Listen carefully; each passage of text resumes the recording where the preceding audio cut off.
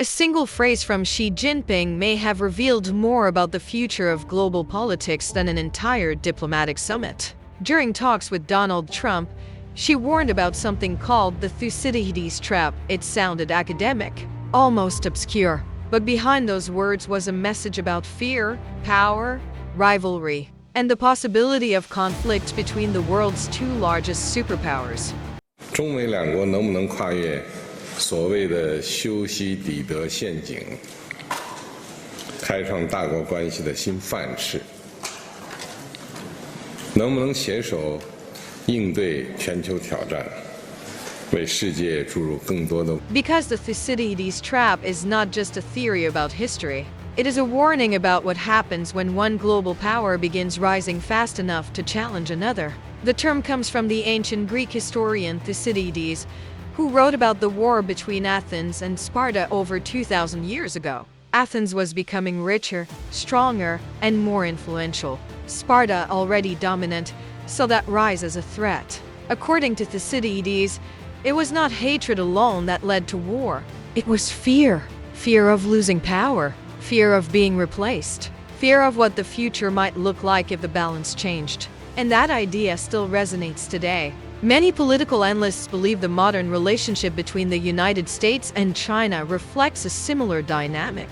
For decades, the United States has been the dominant global power militarily, economically, and politically. But China's rise has been historic in scale and speed. In just a few decades, China transformed from a developing economy into a global superpower. It became central to global manufacturing, international trade, technological development, and strategic infrastructure across multiple continents. At the same time, China rapidly expanded its military capabilities and international influence. For Washington, this creates a new strategic reality. And for Beijing, it creates a question that every rising power eventually faces.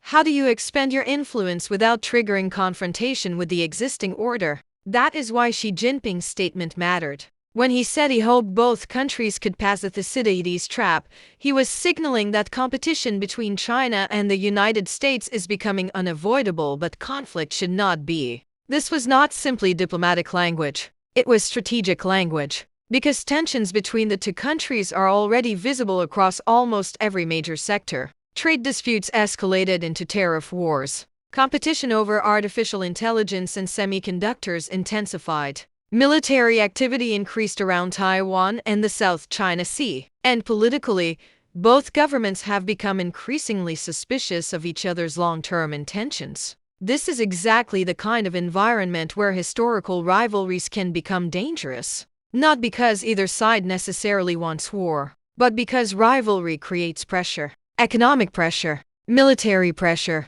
political pressure, and psychological pressure. History shows that major conflicts are often not caused by a single dramatic decision. Sometimes they emerge gradually through miscalculations, reactions, nationalism, and escalating distrust. That is what makes the Thucydides Trap so powerful as a concept. It describes how nations can slowly move toward confrontation while believing they are acting defensively. And yet, there is another side to this conversation. Some scholars argue that the theory itself can become dangerous if leaders start believing conflict is inevitable. If policymakers convince themselves that war between rising and dominant powers always happens, they may begin preparing for it in ways that actually increase the chances of confrontation. In other words, fear of the trap can help create the trap. That is why communication between major powers matters so much. Diplomacy matters. Economic cooperation matters. Strategic restraint matters.